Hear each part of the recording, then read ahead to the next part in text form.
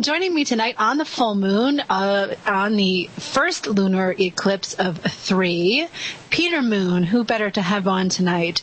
Peter was born in San Fernando, California, grew up in both Southern and Northern California. He was interested exclusively in sports in his early years. He became interested later on in creative writing, science fiction, and science during his high school years. His exploration into these fields during the 1960s led to an interest in Eastern religion and Western occultism, which culminated in a unique career and association that centered around the private concerns of Ron L. Hubbard, a renowned science fiction writer who was an accomplished occultist, but is also known as the controversial leader, founder of Dianetics and Scientology, which is a movement that explores the brutal effects of mind control that have been afflicted upon the human race and sought methods to free the human spirit from the confines of the human body. Peter went out on his own in 1983 and moved to Long Island, where his background in dealing with mind control phenomena and spiritual liberation enabled him to forge an association with scientist Preston Nichols, one of the world's foremost experts in the world on electromagnetic phenomena, who had been involved in strange experiments at the Montauk Air Force Station on Long Island, which included the manipulation of time.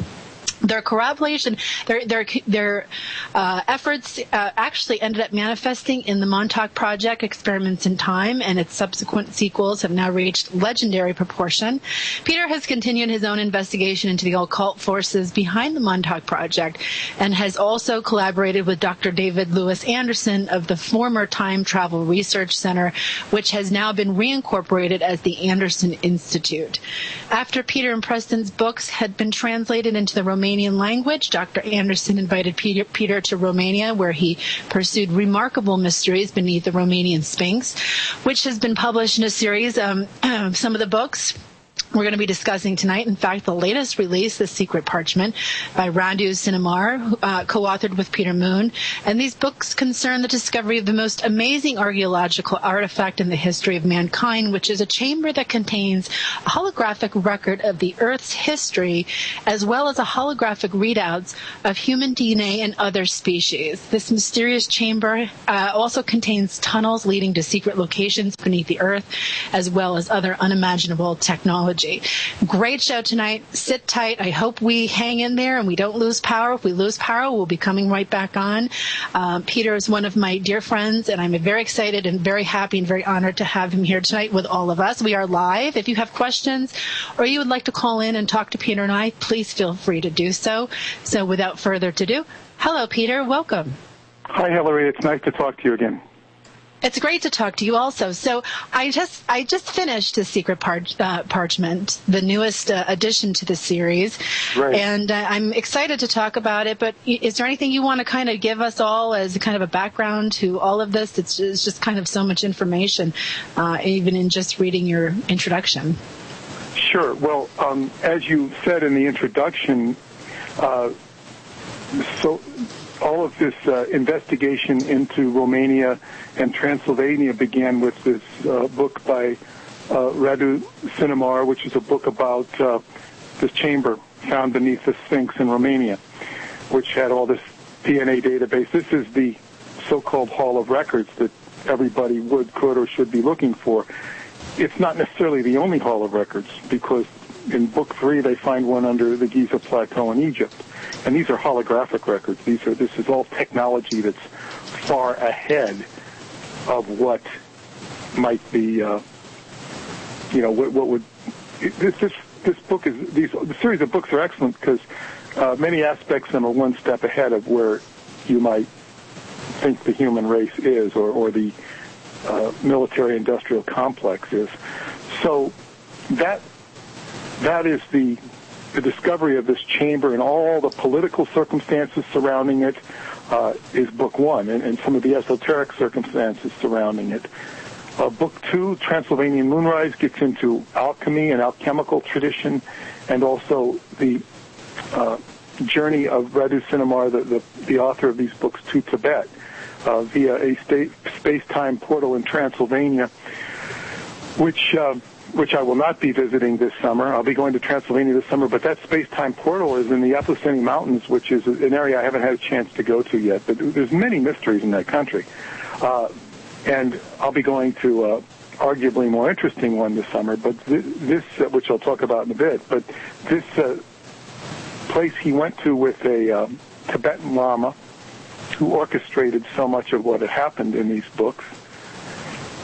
He goes there and he receives a parchment, a ancient parchment from, I think it's about 600 or 700 years ago, if I'm not mistaken, by a lama, an ancient lama, and he gets the parchment is given to him by a blue goddess, Mashande, and his task is to take it back and to translate it, have it translated to the world. And of course, the lama, who does not speak Romanian, he speaks English and Tibetan. And Radu communicates to him through English, and he has to do homework on it because it's an ancient Tibetan dialect, and he translates it into the 5 Tibetan precepts or initiation techniques, they're called. And that's book 2. He doesn't get them translated. That comes out in book 4. Book 3 is a Mystery of Egypt, is a saga where they go through in this chamber we were talking about. There are 3 mysterious tunnels in that chamber amidst all this high tech. One goes to Tibet, one goes to the inner earth, and one goes to Egypt. And book 3 is they take and all this high tech stuff from the Pentagon, they vehicles they take through this tunnel, and they go to the Giza Plateau and recover these holographic, like, CDs or whatever they are.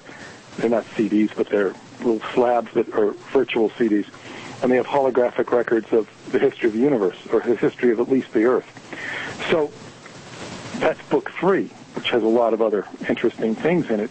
But we're going to book 4, which has just been released, The Secret Parchment, 5 Tibetan Initiation Techniques. And this concerns the actual translation of the parchment. And not only the parchment is interesting, it's short. That's chapter 3. It consists of chapter 3. But what's interesting about the parchment is not only what's in it, but what occurs around the release of the parchment. So it's in 2 languages right now, in Romanian, and now it's in English as of this March, when you've just read it. Now, this book concerns a topic that is more controversial and more secret and more highly guarded than this chamber underneath the Sphinx in Romania. And it's, a few hundred miles away as well. This concerns an area in the heart of Transylvania, an area I have been to 2 times. And it's called Sarmisegetuza, and it is the capital of the ancient Dacian Empire. And in Romanian, when they say Dacia, they say Deutsche. So the first thing I noticed in Romania when they're talking about Deutsche, it sounds just like Deutsch. Mm-hmm. And you get that the Germans came from here. In this book, it explains how all of our ancestors came from Transylvania, because during the Ice Age, some 10,000 years ago, every place was covered in ice, virtually, except for this area. And this is the cradle of mankind. And it comes out because this area was protected from the Ice Age. And in book 1, it talks about how the tectonic plates are all juxtaposed in such a way by the technology underneath those mountains. So you get the idea that humanity is engineered a lot more than we might think.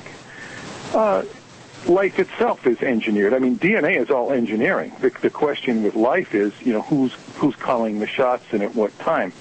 So this book goes into the political circumstances that surrounding this area in Transylvania. What I call Sarmisegetuza is a big area. If you go on a tour and want to see Sarmisegetuza, they'll take you to where this ancient calendar is and these ruins, and it's quite something to see. I've been there twice, but the whole area is Sarmisegetuza. It's wide, it's big, and on the last trip, I got a chance to see where this book goes, or at least the valley, and we're going to be returning there this summer in August. Joy Travel, Vonda Osman. So that's some of the background. If you want to start asking me specific questions because you've just read the book, we can go more into it. Yeah, I was just wanting to give you a chance to talk to the audience to explain a little bit about it. We're talking to Peter. I'm talking to Peter Moon. For those of you who may just be joining, we're discussing his latest co-authored release with Radu Sinamar called Secret Parchment. After a haul of records was discovered beneath the Romanian Sphinx in 2003, an ancient parchment surfaced in the highest mountains of Tibet. This book tells the story of the detailed political intrigues behind this remarkable find, and also how these matters have been subject to intervention by superior spiritual forces, which hopefully Peter will touch on later in the show. Well, the parchment presents 5 invaluable techniques for spiritual advancement. Its very presence in the world has ignited a series of quantum events, one of which is a mysterious antenna-like structure that reveals itself as a result of melting ice near a secret American base in Antarctica. Acting as some sort of cosmic buoy, it has an energy signature connecting both to Jupiter's moon, Europa, and an area of Transylvania where the remains of an ancient civilization were uncovered in 1990 amidst vast tunnels of solid gold. This gold is revealed to facilitate superconsciousness as well as lead to the nexus of the inner earth, where, quote, all worlds unite, and long ago classified as the top state secret of Romania, this location becomes the center of intrigue in and around Department Zero. Although not actually penetrating the underground area itself, Peter often visits this area and has determined that this is an ancient civilization. It's very much alive and active. So we are talking about something that's real. We are not talking about something that is fragmented or just basically made up, or, this isn't some kind of pretty story. This is actually an event that has happened. This is a series of coordinated kind of efforts amongst many people to get this together and released, and Peter is bringing the story to the United States. This is not something you're going to hear on the news, on CNN, or, somewhere roaming around, many places. So, Peter, when people hear this, what's the most common reaction to it? Is it basically, oh, yeah, right, this is just another one of those time stories, another one of those portal stories? The technology is real. What is Department Zero? What's going on in this kind of interaction between the United States and Romania? And how is this really acting out in the world now? Well, that's a very good question. And with some of the more, greatest efforts or accomplishments that I've done in my writing career, the way it reacts to people, it's almost like no reaction because it stuns them. I have for those who follow astrology, I have Uranus in the 10th house. And Uranus is a planet of unpredictability and off-the-wallness. So it's like my stuff strikes people as completely off the wall. It's what they don't expect. It's what they don't hear.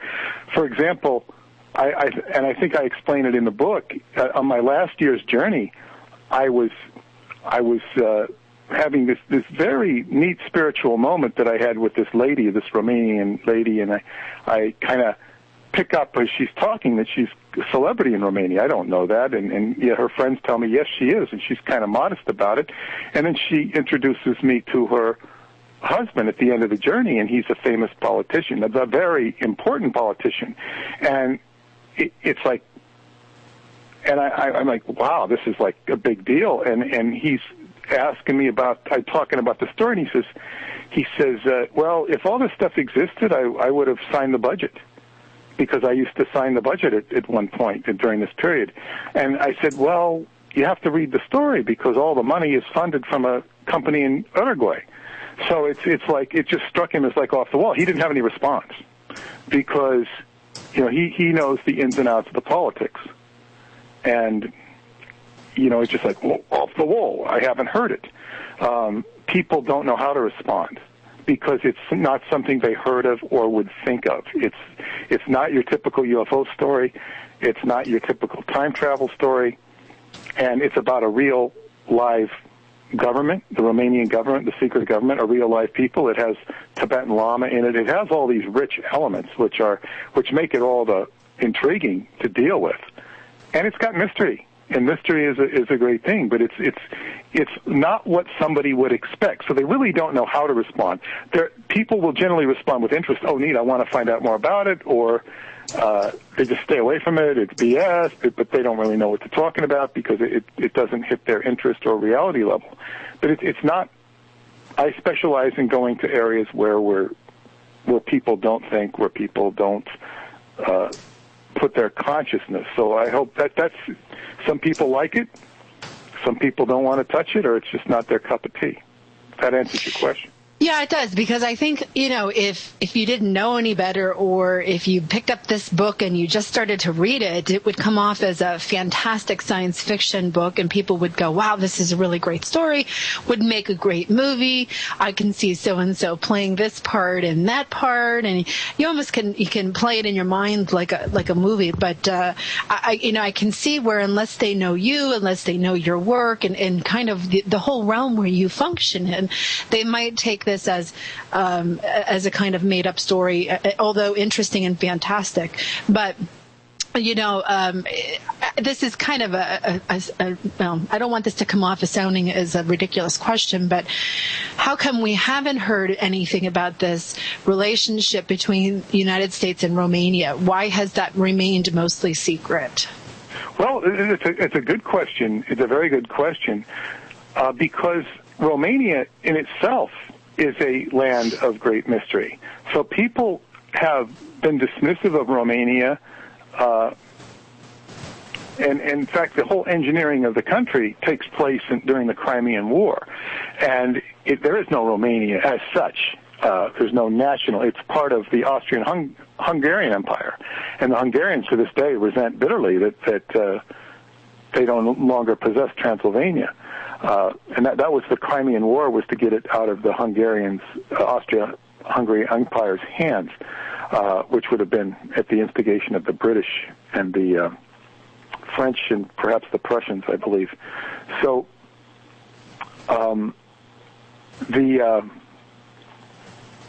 So we're not really hearing anything about it. I mean, we hear about Syria, we hear about Iran, we hear about all of these countries that pop up on the nightly news, but we absolutely don't hear anything in mainstream or amongst the masses of any kind of relationship whatsoever with Romania.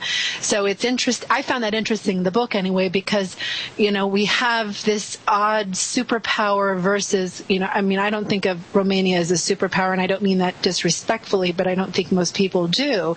No, and, they don't recognize themselves as a superpower either, at least in terms of military might.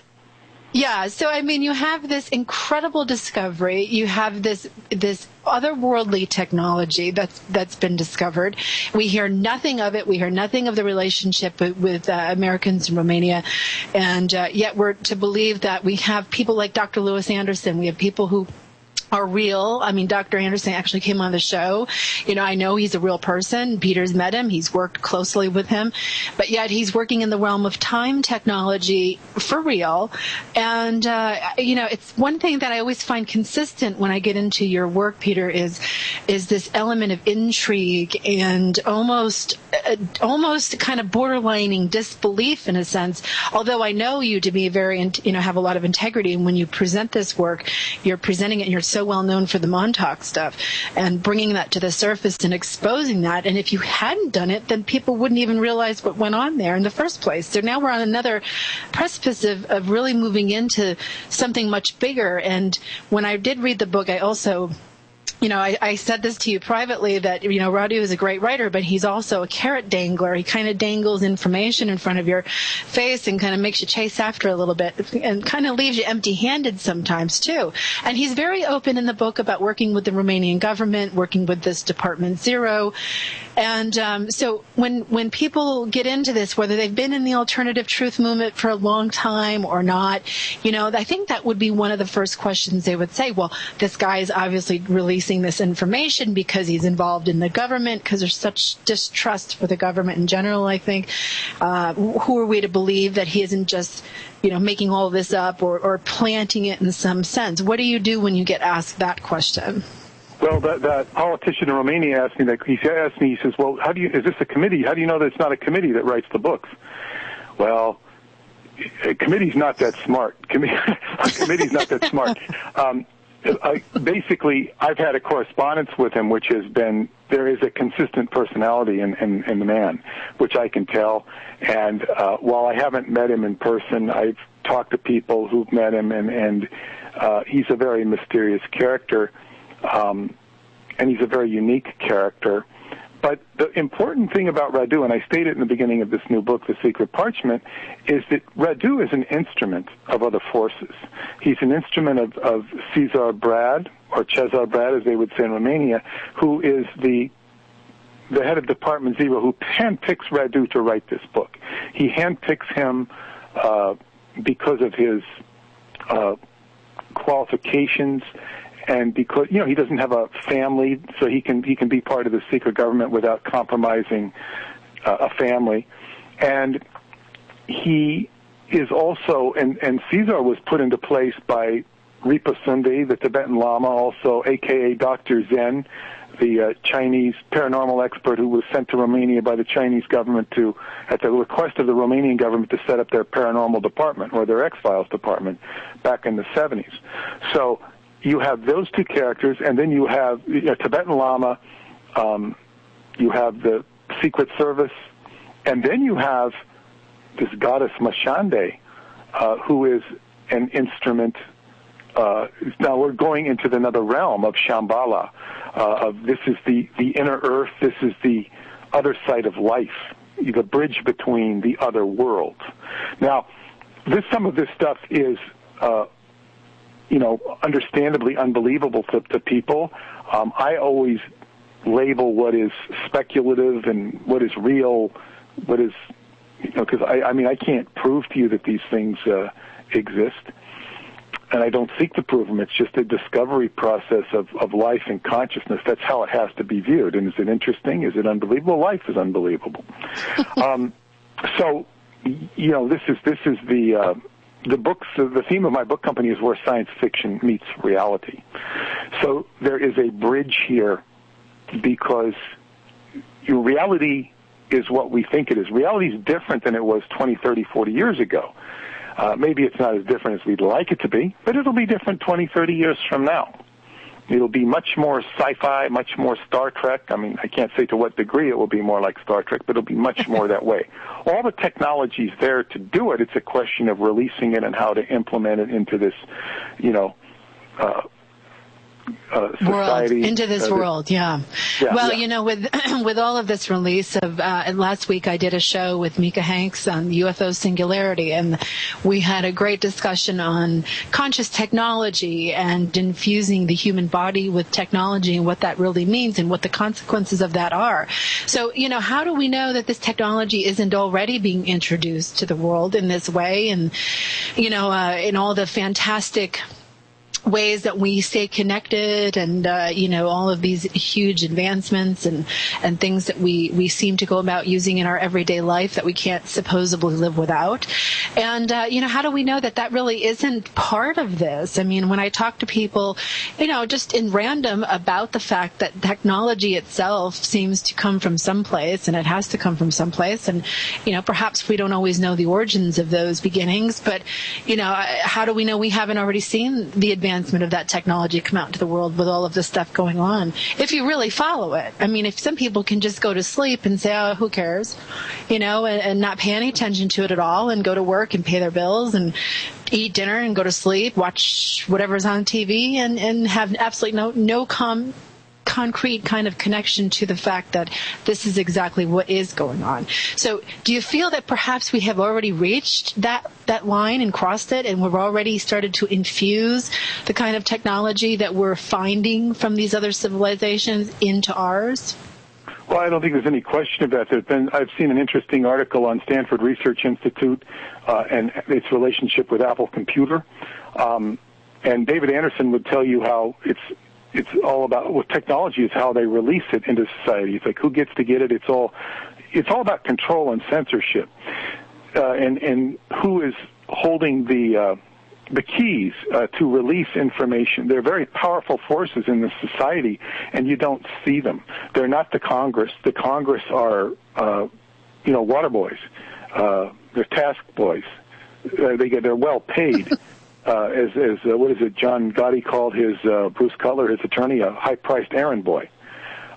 He's being paid $300 an hour, something like that. So that's the Congress are high-priced errand boys. Not as high-priced as Bruce Cutler was, but they're not that good either. But so there's some humor for you. So, thank you. I appreciate that. Yes. But anyway, well, so the people that make the decisions... Let me interrupt you right there for 1 second, because that makes a good point, and I want to make sure that everybody listening just heard what he said.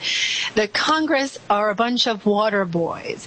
They are not the real powers that be. So when I see people talking about changing government, political, all of these mumbo-jumbo things where you go into those places and say, we have to change this and we have to change that, you're wasting your time.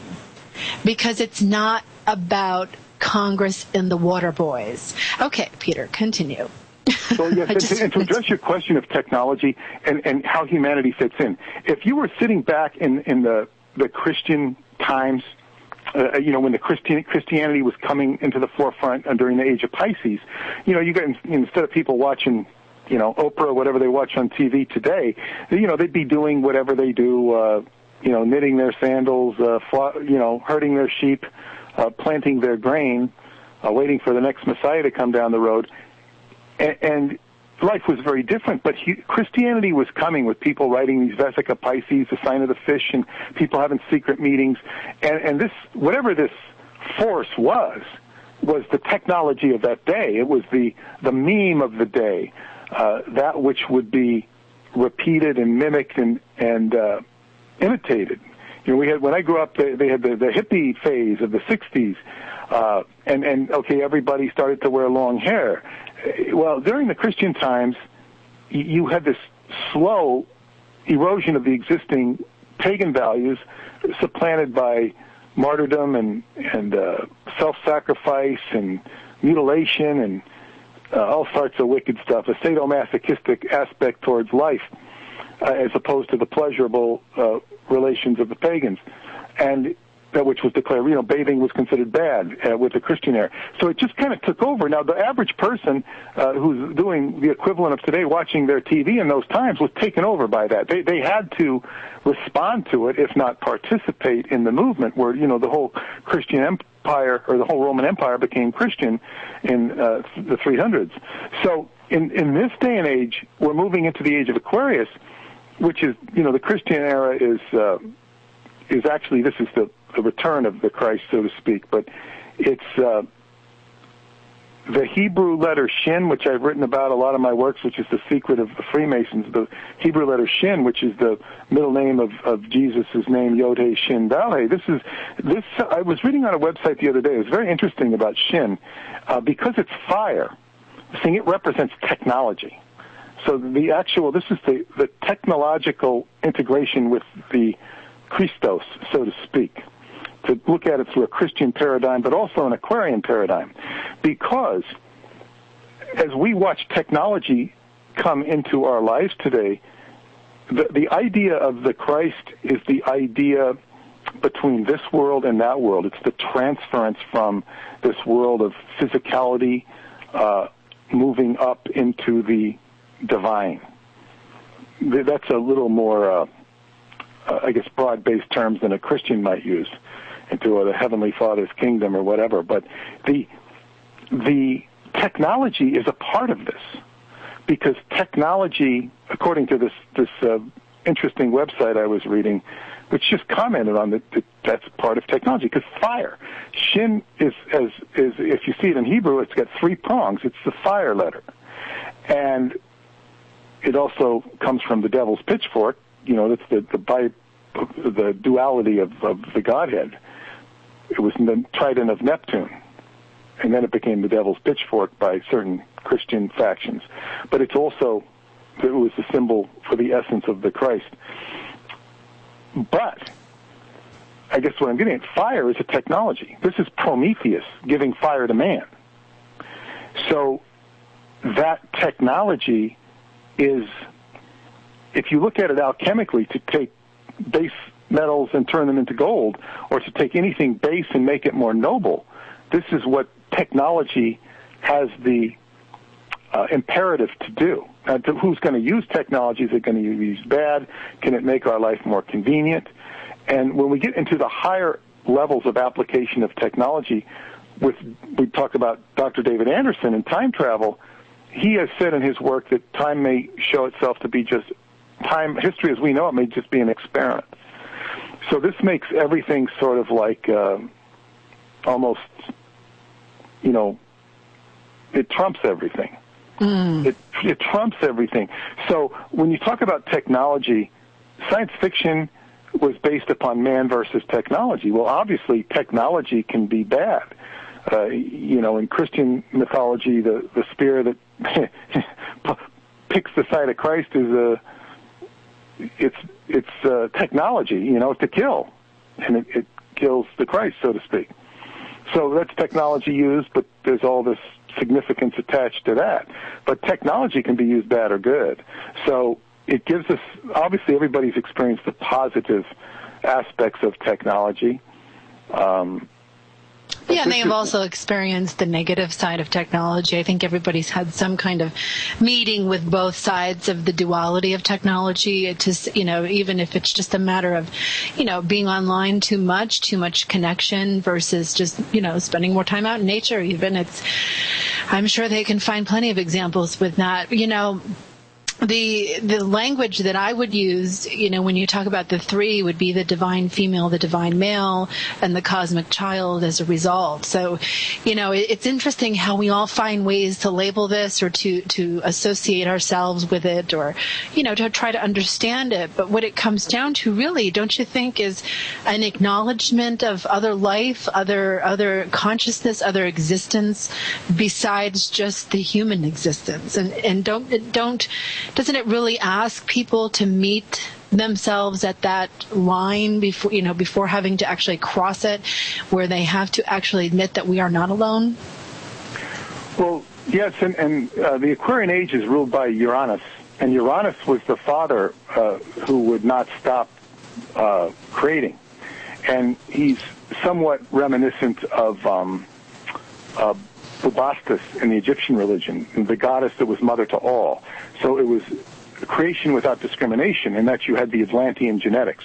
And this book, these series of books talk about this virtual Noah's Ark. Noah is actually equivalent to Uranus in archetypal mythology that's not really recognized. There's a whole story of Noah in Egypt, and he was called No. But this goes back to ancient times, where he is the literal Atlantean. He's got all this arc of DNA, which is what which is in this book, Transylvanian Sunrise, this chamber where they've got all this unlimited DNA. That is life unlimited, life without discrimination. Every potential DNA form, not as only in that chamber, it can actually be found in your own DNA. When we go into the history of the 24th chromosome, or the 24th gene pair, actually, where we have 23 gene pairs now. In ancient history, we had 24. And when two gene pairs were fused together, it compromised our genetics and kind of cut us off from the bigger picture.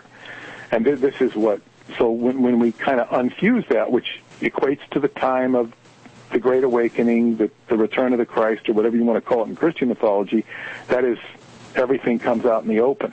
And this is the times we're moving into right now, where we're coming into contact with the all, the infinite. So, yes, if you're in a finite frame of mind, you are cut off. It's like living on an island after World War II and thinking we're still at war, like some of those Japanese soldiers would be found 30 years later.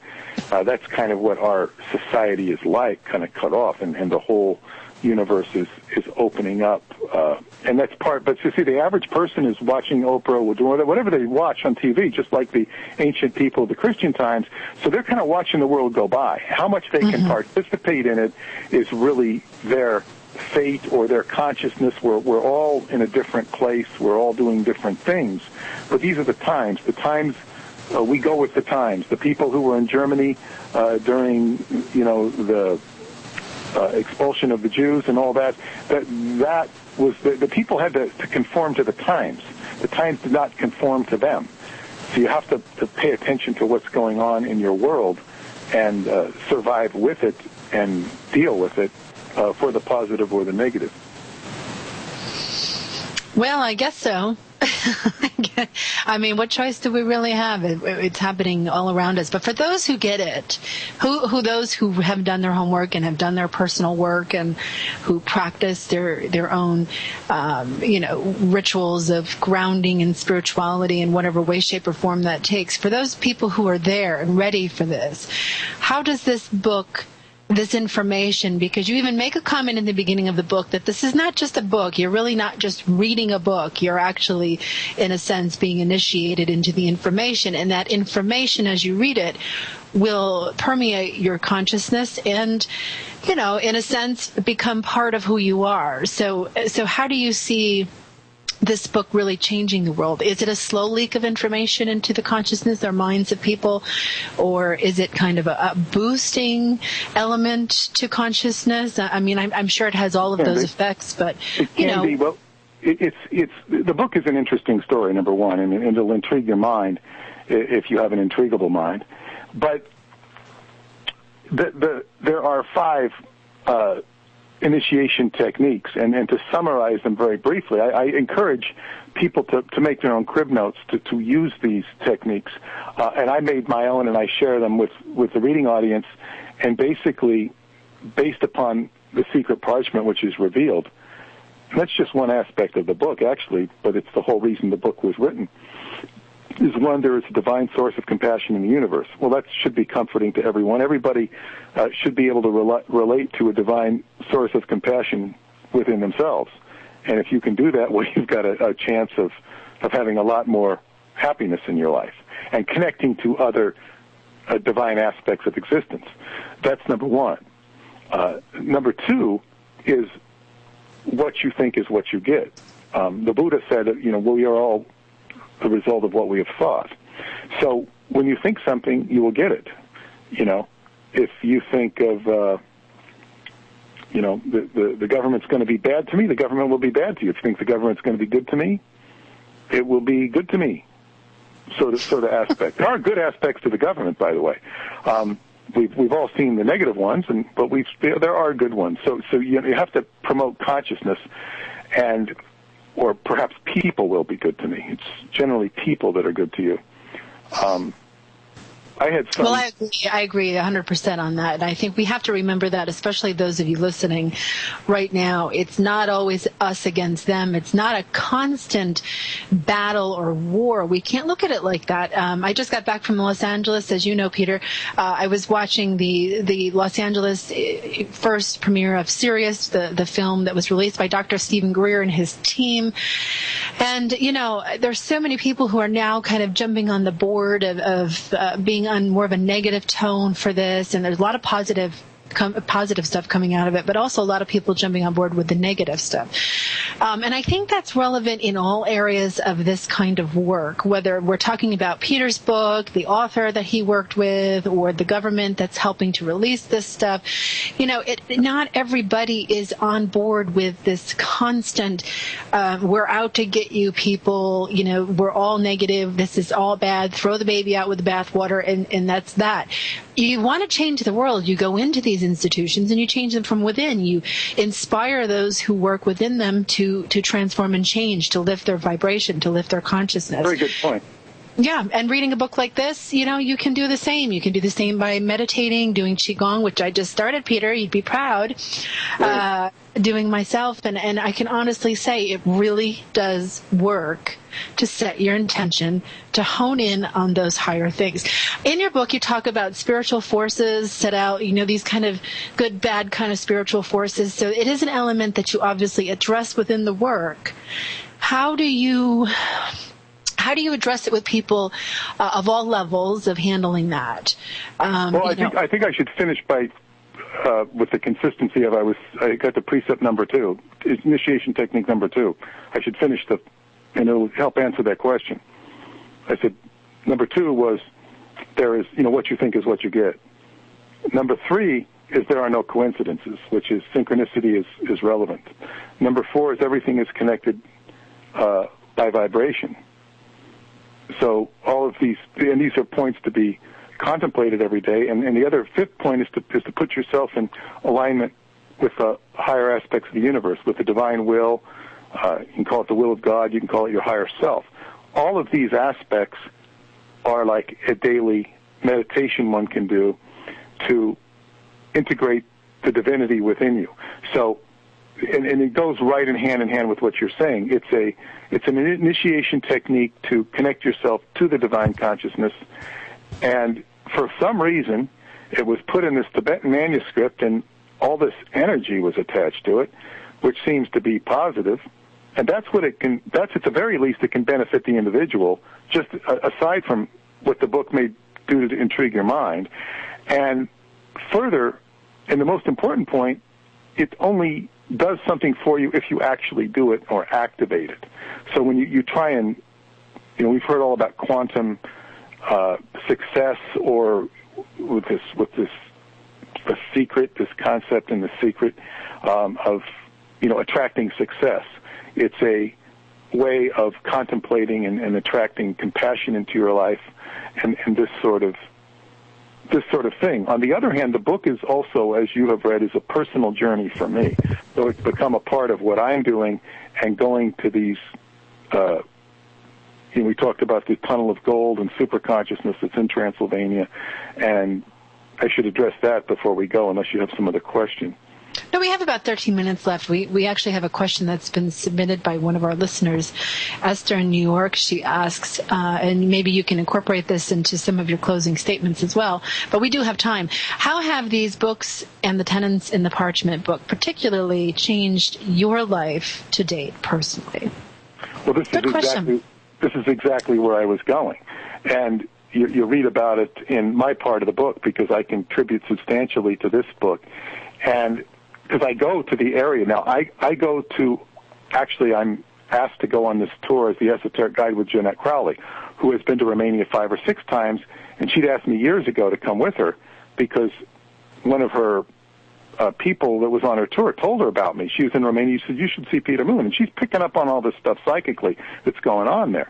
So she sees my books, and wow. And so she goes to Atlanticron with me last year, and then we go to Bucharest and begin this tour. And we go to the Sphinx, and we have some great adventures, going to Mount Omu, the mountain of mankind. And then we take this bus with we have 40-plus people, and we're going up to Transylvania. And every year, this is during the cosmic pulse, or the biorhythm of the Earth, the birthday of Isis. There's big things that happen during this time. And, of course, I have these dreams, and I start picking up on the future. And when we get to the hotel we're staying at in Transylvania, I don't even believe there is a hotel there, really. I'm really suspicious, because this is out in no Placeville. It's a very nice hotel.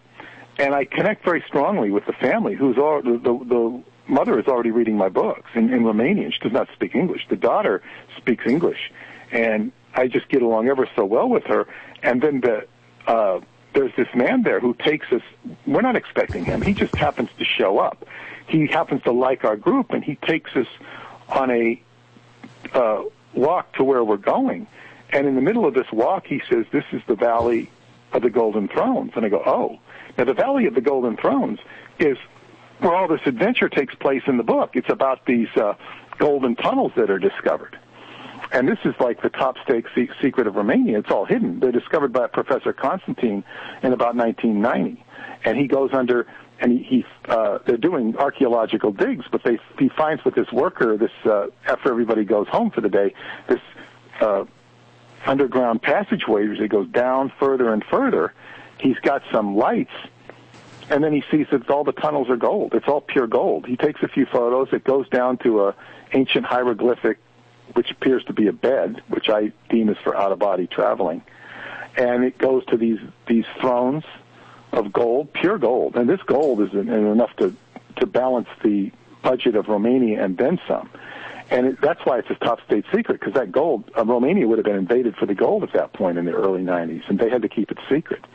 And then nobody can find the entrance to this place. That's part of nobody can find the entrance to this place. So I meet this man, and this is part of the intrigue, and the Americans think the Romanians are lying to them, and the Romanians saying, we have very little information, we can't share it with you. So this becomes a hot political topic between the two countries. And it's all generated by this antenna or buoy, cosmic buoy in Antarctica that's found near an American base. They see that there's this is what draws their attention to Transylvania. So there's all this intrigue, and they can't find out. And this man is saying to me, this is the valley, this is where it is. And he knows it by the legends of the place. So I said, this is what's in the book that's talked about, because he's read the book in Romanian. He only speaks Romanian. And I said, wow. I said, I wanted to stop right there, leave the tour, and go off and investigate this area. And he said, I can't do that because I have obligations. I said, well, I've got to come back. It's only at that point that I start asking the girl questions, or the daughter of the house, and then because she's the only one that speaks English. So she's like, I know I'm going to return, even if it's just by myself. I'm going to go back there. Now, it turns out that this man happened to know Professor Constantine, the guy who discovered him, which is quite a coincidence. And of course, Professor Constantine disappeared. The people all disappeared who were involved in this. And the ones that were involved in discovering the Chamber of Gold, correct? Yes. And this is a more intriguing spiritual area than even the Sphinx. But it's very unknown. Like some of my Romanian friends who they say, I've never been there. I'm afraid to. I've never been there. It's like. So it's. And he told me, he says, you can only go with permission. When we say permission, we mean spiritual permission. Mm-hmm. And the forces. And as I go into the book, the ancient history of Romania are these spiritual forces known as the Solomonari, named after Solomon, or the Hultan.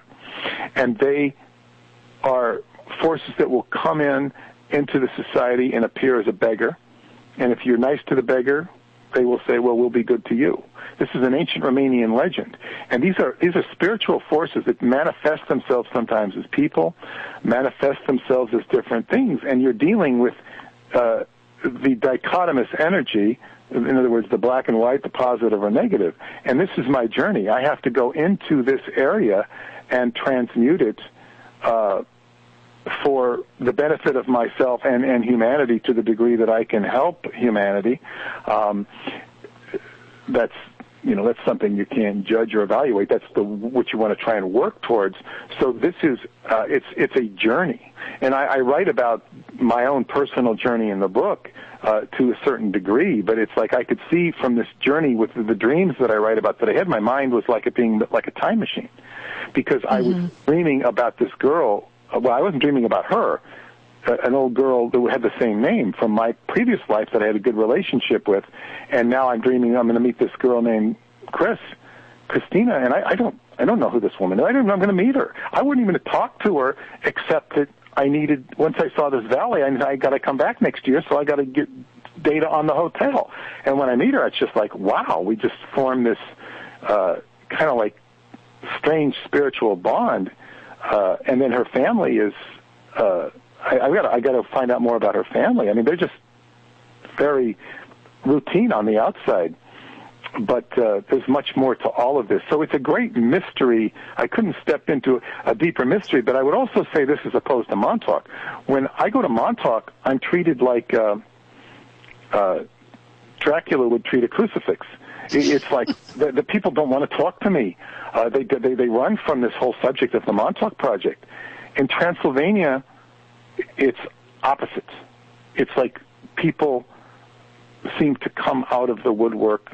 They seek you out. And they help seek me you and out. further my cause. Not everybody, but they further my cause, and it is truly has become a spiritual reference point, if not a home for me. And it's also astrocartography-wise, to ask her how it affects my personal life. I don't know how many astrologers you have in your audience, but my Chiron line astrocartographical Chiron line runs right through that area, which means I will have profound transformation in that area. Profound transformation, especially in the area of healing. So it's an area I will be drawn back to probably time and again. Yeah, I can see that. So you do these tours. Do you take people? Can people sign up to go with you? Do they contact you if they're interested in joining you this year? How is it working as far as that goes? Well, of course, I've been on 2 tours in the last 2 years, which I'm not the tour person. I'm not the proprietor. It's Vonda Osmond Joy Travel. You look up Joy Travel. She operates out of San Diego area. She's in, I think, Greece right now. She was in Egypt, Greece. She's going to Turkey. She's doing these tours all the time. So she was with us last year as a paid attendee with Jeanette Crowley, who she sometimes runs Jeanette tours. Jeanette does these tours all around the world. And most of Jeanette's people are not Americans. We only had like one American, 2 Americans with us, other than myself and Jeanette and her husband. So they could look at Vonda Osmond Joy Travel, but we won't have the itinerary and the pricing up for about a month because she's traveling. So I think it's the 16th, maybe more like 2 weeks, and it'll be probably about 2,100 euros to cover the costs of the bus, the hotels, the motels, and some of the food, most of the food, and then the travel is on top of that. That's it'll be posted in about mid-May. I'm looking at her site right now, actually, joytravelonline.com, if you're interested. So people should contact Vonda directly, correct? Yes, if they're interested in joining write to me. They can also write to me at skybooks@yahoo.com if they have specific questions. I had to provide, I think all, if not most, if not all, of the contacts for this to happen. And we've got a very exciting aspect that just got consolidated the other day, is that in the book there's a character named Arseny Boca, who was like this incredible man who predicted all of this stuff would happen. He knew about it. And he told Caesar Brad that, he told him about what's going to happen. Now, he was poisoned by orders of Ceausescu just before Ceausescu died, because Ceausescu went to him and he said, "You've got to change your ways, you're going to die. They're going to kill you." And so Ceausescu didn't listen. He had Arseny Boca poisoned, but Boca knew he was going to be poisoned. He was fine with it.